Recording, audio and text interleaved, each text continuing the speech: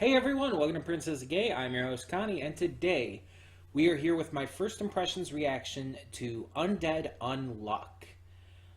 So this is a first impressions, but it's also a donation reward for Sweet Venom. These don't happen so often, so let me reiterate what this kind of means. So this is a donation reward first, which means that if I decide to continue reacting to this, it will be as a donation reward, not as a first impression series. The first impression just means that for the first episode, it acts as one.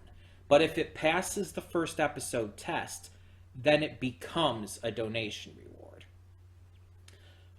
It's complicated. It's a complicated thing, but it's just how it tends to go with this, I guess. It's combining two separate types of reactions that I do on this channel, so it's weird. For those who may be new, just as a little reiteration as well, donation reward is when someone donates to the channel, in which case you get to choose to have me react to something.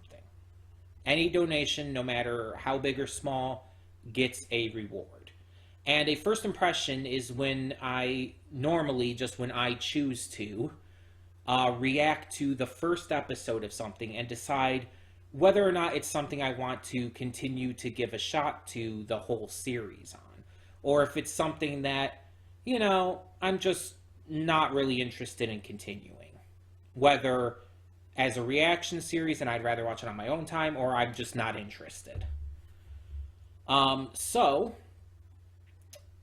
in this situation, we have Undead Unluck. This is a brand new anime, just started airing this past weekend, from David Production, the same studio behind Cells at Work and, more notably, JoJo's Bizarre Adventure. I don't know what this series is about, but the manga's original author hasn't really done much. I did check up on that. But I have seen the art style, and it kind of looks weirdly familiar. Almost a little like My Hero Academia. But the author, again, hasn't really done much of anything, so it's just not an art style. It's just similar. It just happens to be similar. It's not like it is actually from the same mangaka or even anyone else that's big. Now, Venom, this part's directly talking to you.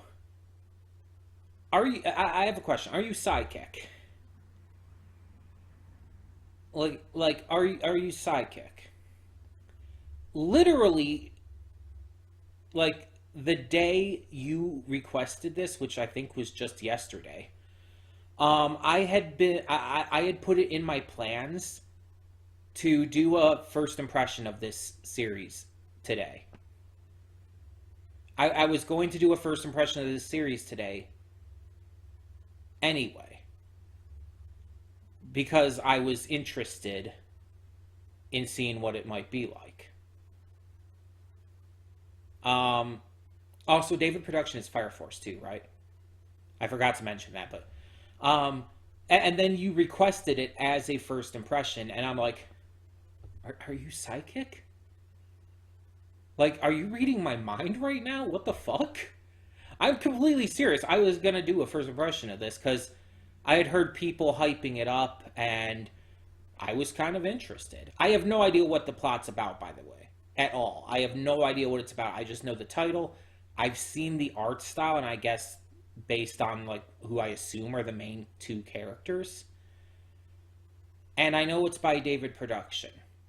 I also have heard that the first episode doesn't have an opening, but the opening theme is played during the credits, which is something that a few anime here and there have done.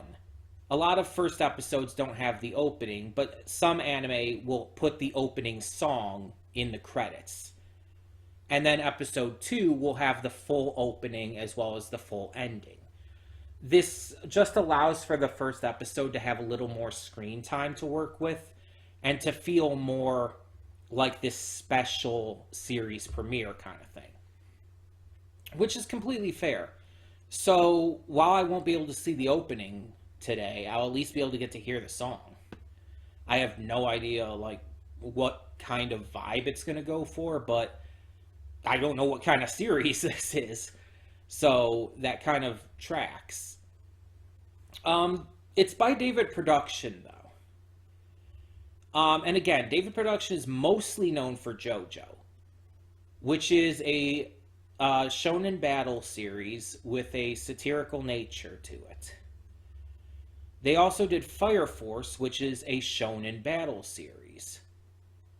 And Cells at Work, which is a slightly educational shonen. It's kind of shonen. It is weirdly a shonen. It's like it's like Osmosis Jones, but shonen. In the weirdest way. So I'm assuming this is probably a shonen. Otherwise, I don't really know anything about it. Like I said, I don't know the plot. I don't know who the characters are. I know nothing. And that's how I like it. So, I wish to continue going into this knowing nothing. So if I do end up liking this and continuing on, please no spoilers. Even if I want to watch this on my own time, don't spoil me to anything. The only time you can possibly spoil me is if I say that I am not interested in this at all and will not be watching this even on my own time. Then at that point, I don't really care because I'm not going to check out the series anymore. But I would still rather you didn't, just in case, like maybe someone chose it as a donation reward for me to give another chance to in the future, which has happened before. So,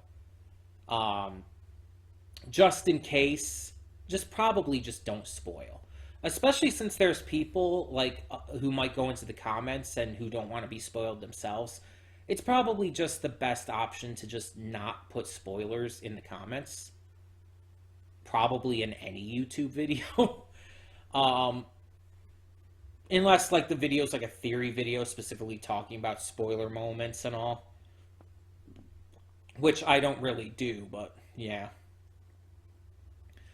I'm nonetheless interested to see what this is about and what the hype is about. Because, again, a lot of people seem very interested in this. And sometimes that can be a good thing for me. I know my opinions tend to differ from a lot of people's a lot of the time. I know that I tend to not like a lot of popular shows, and I tend to really like some unpopular shows. For an example, for anyone who might be new, I really like Akame ga Kill. And I'm talking about the anime, not the manga.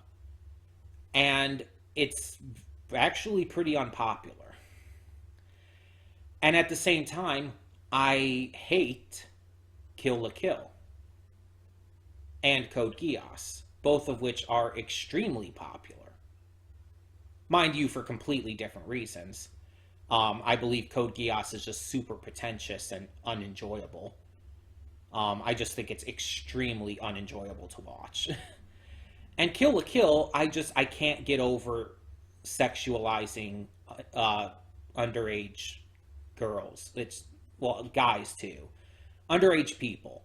It sexualizes underage people and tries to make a message out of it, and it's really gross to me. It just really is. But it's all opinion. It's all subjective. So I'm willing to give this a shot like I am willing to give everything a shot. And hopefully this one will end up impressing me. I'm going in as blank as possible, not knowing anything. Let's see what it gives to us. So when the screen fades to black, pause this redirect and go to the description below. Follow the link to the reaction, and after you watch it, come back here to the redirect and resume play. Because after it fades to black and then fades back in, everything from that point forward will be my afterthoughts and will contain spoilers to the episode. So, that being said, thank you so much for tuning in, and I will see you at the reaction. And we are back, and we'll begin with spoilers in 3, 2, 1, now. And that was Queen Bee. I looked it up. That was actually Avu-chan. That was their voice. I recognize their voice. For those who don't know, Queen Bee did the first opening for the anime Dororo. And the 11th, I think, ending for Chainsaw Man. I think they also did an ending for Oshinoko as well. But I don't know if I ever saw the endings much for Oshinoko. I don't know. Anyway, but also if you don't know, the lead singer of the band, the lead singer of Queen Bee, is Avu-chan. They are a gender neutral singer. They're gender neutral. They used to identify with she, her pronouns, but that they have since then kind of rescinded that. And yeah, it's like, if you've seen any of their music videos, any music videos for Queen Bee, they're really awesome. Like KN, which is the opening theme for the first opening theme for Dororo, that music video is absolutely amazing. It is wonderful, and Avu-chan's voice is phenomenal. It's like I was starting to listen to it. I'm like thinking like, I recognize that voice, and I'm trying to go through it in my head. Like I'm trying to think like, where do I know that voice? And then it kind of clicked for me, Dororo. It clicked for me. I thought of Dororo, and it's like it's Queen Bee. It's Avu-chan. And I'm sorry for taking this moment at the beginning of this instead of talking about the anime, but listen, the opening for Dororo is one of my favorite anime openings of all time. Unquestionably. It is that good. Not only the music, but the way the visuals work with the music and everything too. But unquestionably the music is an aspect of it. And I absolutely adore Queen Bee. Their music is amazing, and Avu-chan being, a gender neutral Japanese singer is just amazing. It's just wonderful. And their voice is fantastic. Their style is peak. Like if you've seen any of the Queen Bee music videos, Avu-chan's style is absolute fire. It is amazing. It's just like I'm just like love it. Oh.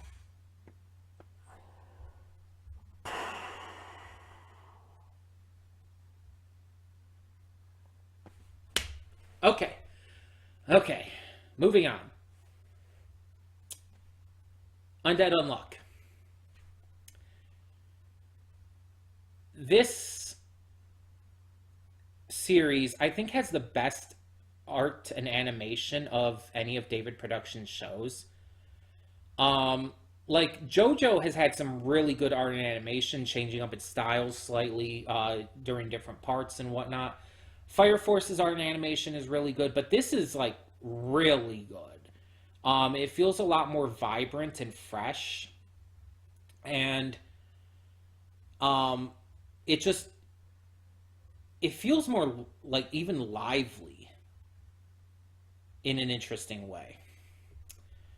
The soundtrack, I mean, outside of the opening, is pretty good. I can't wait to see the actual full opening. Hell, I might just do an opening reaction. I don't do that often. I might do a reaction just for the opening when it comes out next week. The voice acting is really good. I actually want to check something here. I want to see who the voice actors for this are. Because the voice acting was actually really good. Undead Unluck behind the voice actors. I have no idea if it will be on there right now. Um, it says to be announced TV show on here. Okay, they're listed. Yeah, I especially want to see Andy's Yuichi Nakamura. The name kind of sounds familiar. I am not super knowledgeable on Japanese VAs. There's only a some I know. Oh shit, you're Gojo? That that's Gojo's VA? Like I know I normally watch Jujutsu Kaisen in the dub, but I have heard the sub plenty. I would not have guessed that because I watch a lot of reactions, and so I have heard the sub. Um, but that he's Bruno from JoJo. Oh, that's awesome. Also, apparently Greed from Full Metal Alchemist, at least in the mobile game. Which also there's a mobile game for Full Metal Alchemist. But yeah, he's Bruno. I can kind of hear that. He's Daybreak in Spy Family. Okay. That was such a minor character, honestly. Yeah, but he's Gojo. That's a big one. Oh, he's apparently Hawks as well. Okay. From My Hero. Oh, and he's Takia from Dragon. He's Takia. Holy shit, that range. Like I again, Dragon Maid is normally one I watch in the dub, but I have heard his sub voice. That is a wild difference. Oh shit, he has a big list here. Hold on. He was Marco in the Shaman King reboot. Okay. Apparently he's a character in Doctor Stone. He's Moomin Rider in One Punch Man? That's amazing.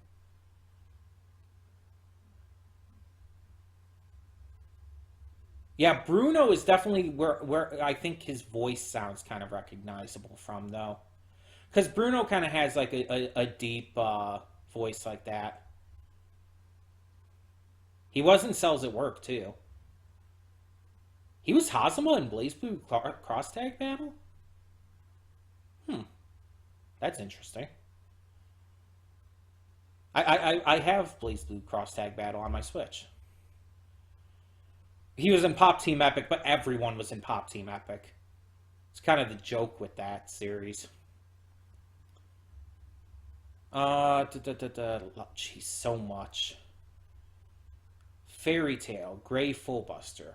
Okay, I know who Gray is, but I never could get into Fairy Tale.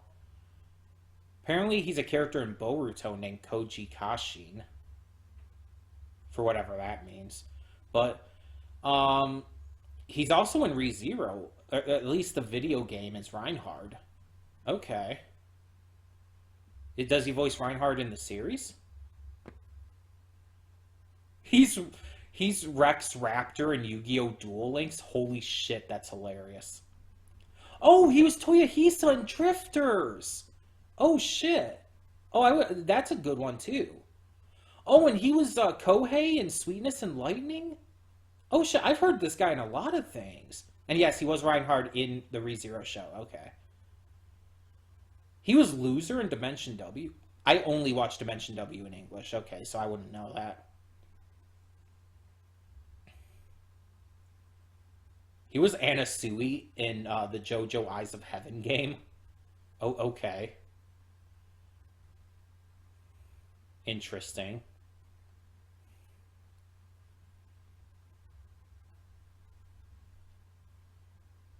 Jeez, he has so many credits. He's the Japanese voice of Kyohei and Durara?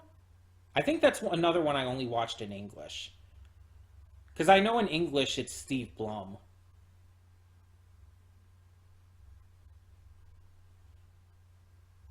Interesting. Yeah, I think Durara is one I only watched in English. I did see Bakuno in both, though. He was Renji Yomo in Tokyo Ghoul. Okay. I think Bruno is the big one, though. He's Garble in My Little Pony. That's amazing. Oh my god. He is Garble in My Little Pony. That's I don't know. I don't think I've ever heard the Japanese My Little Pony dub, but that's amazing.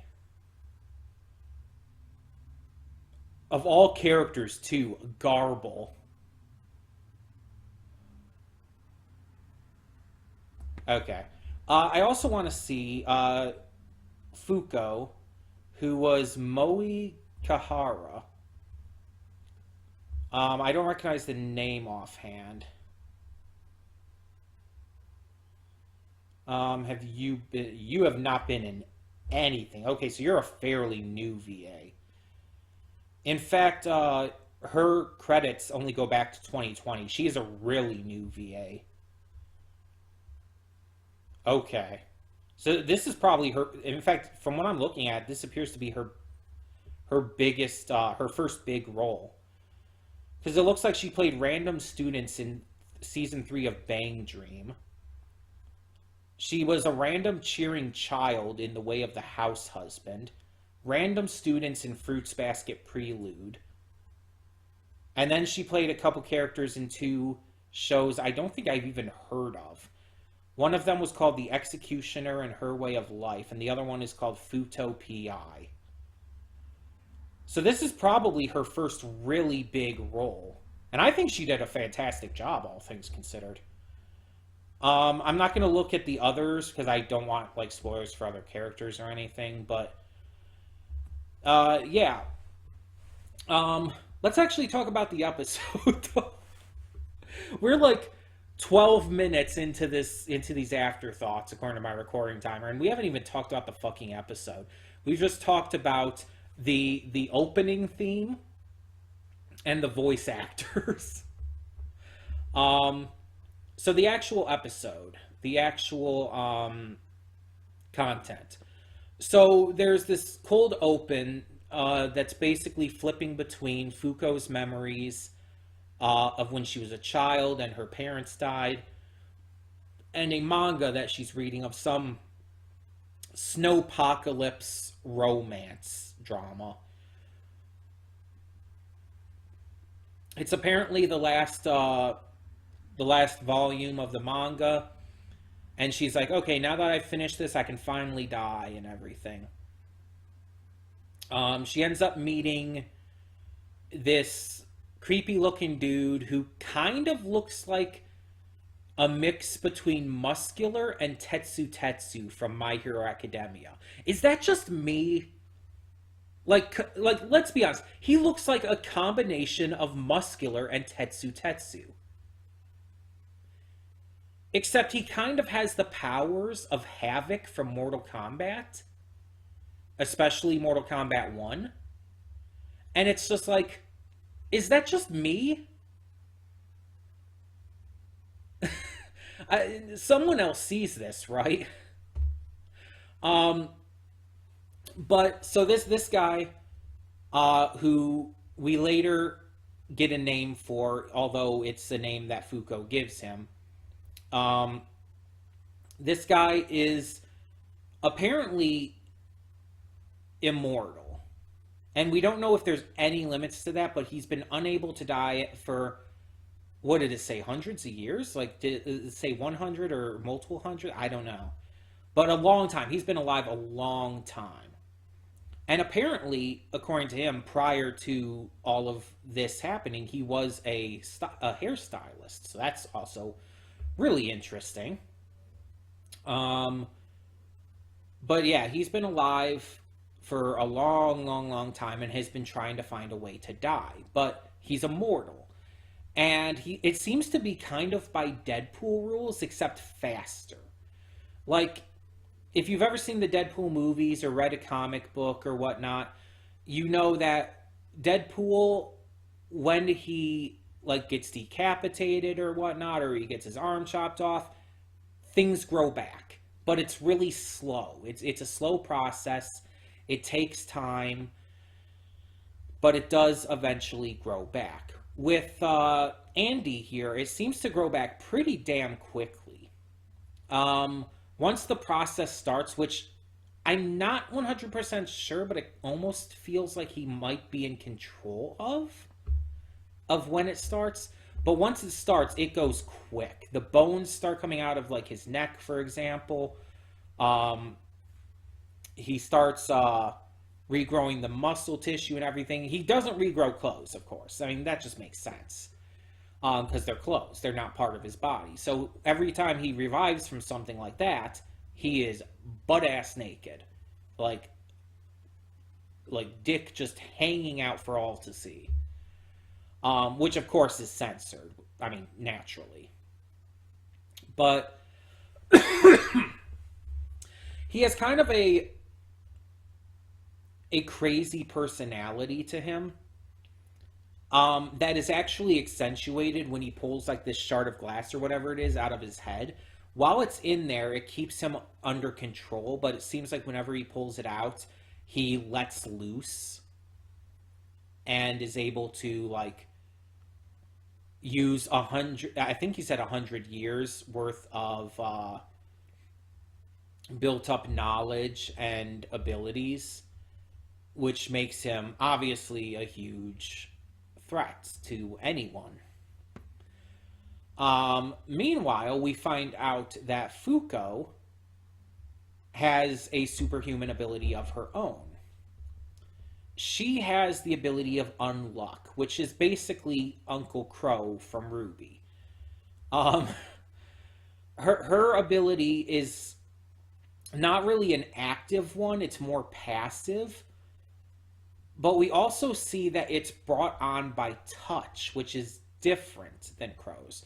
Crow's is more of something that just is always happening around him. But with Fuko's, it is specifically centered around touch. Now, it has to be physical, flesh on flesh touch. It cannot be through clothing. Clothing and whatnot, completely fine. But if there is skin on skin touch, it seems to be affecting anyone who touches her, you know? Now, from the flashback, we find out that the first time this seemed to have happened was when her parents were going on a plane.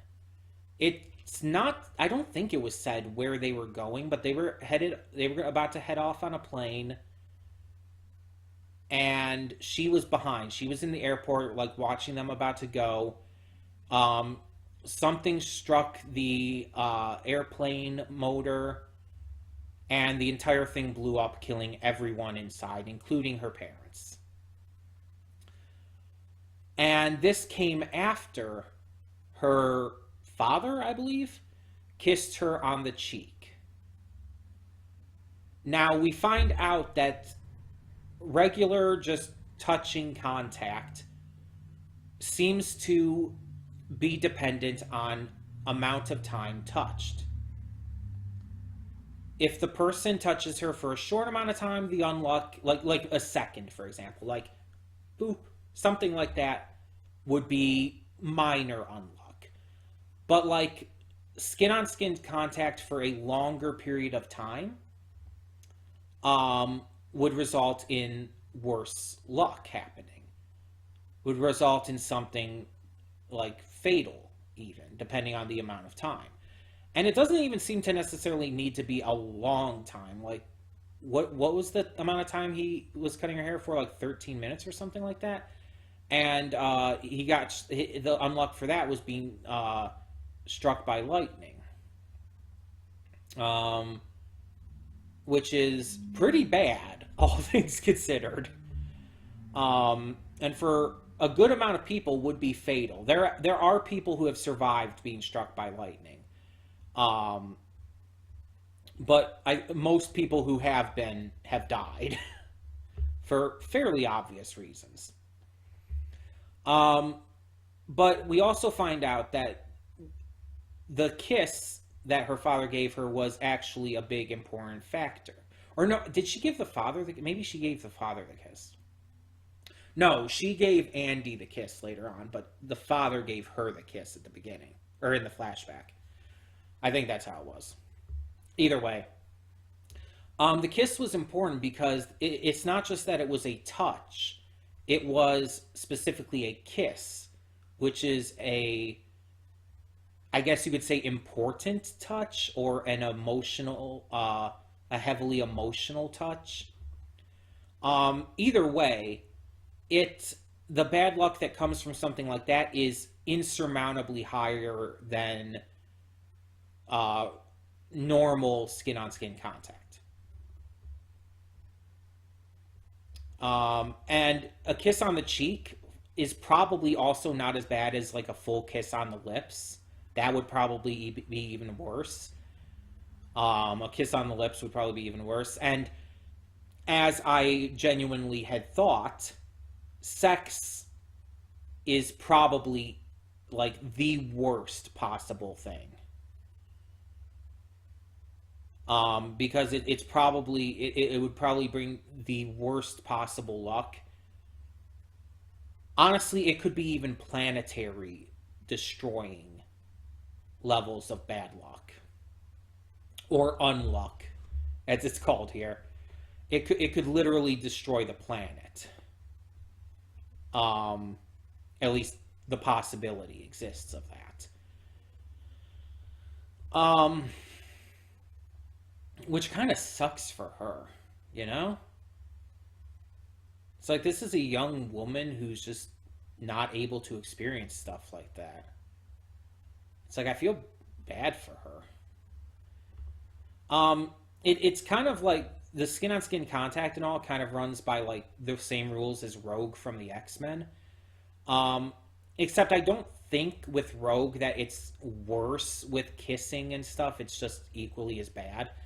But even the like wearing clothing over negates it. Like that's even still a thing. Um, so yeah, it's skin on skin contact. And Andy's probably the only person who could conceivably um, touch her because, insane healing factor and everything. Um, he's unable to die, and he's seemingly trying to find any way that could be reversed. So I think the problem here, though, is that he is the fact that it's unlucky, which means if he wants to die, it would be unlucky for him. Unluck for him would be being unable to die, no matter what hits him. He'll still get like hit with all this like normally fatal stuff, but nothing's going to be able to kill him because that's what he wants. That would be a lucky turn of events for him. You know what I mean? So that's not going to happen. Also, I'm kind of curious. If she touches herself, does she experience bad luck? Like I'm not even thinking dirty here or anything, so get your head out of the gutter. I'm talking like if she like touched her cheek with her hand. I feel like she has to touch herself just to even get dressed and all though, right? Unless she just always wears gloves. But then what if like her arm brushes against her face or something? I feel like it doesn't work that way. I feel like it's completely transferable to others, but it doesn't really work on her. I feel like it has to work that way. You know what I mean? But we see that there's this evil group, and we don't know all the details, who come after them, trying to, you know, utilize their powers for murder and shit. And the two of them, especially Fuko, utilize their abilities together to be able to stop this evil group. One of the dudes is struck by lightning at the same time as Andy, and the other guy, the lead guy, ends up dying when a meteor falls on them. which is insanity. Um, but that's because Fuko kissed Andy on the cheek, and she knows that's going to be really fucking bad luck. Like, disastrous level bad luck. And, yeah, a meteor falling and destroying the building they were in and everything, yeah, that's pretty disastrous. But afterwards, she properly introduces herself to him and gives him the name Andy because it sounds like undead, kind of. And that's when he brings up the sex thing, which I had been thinking about it, and she's like, "No, run away." Um, she's adorable, honestly. Also, he cuts her hair, which she's never been able to have done her entire life.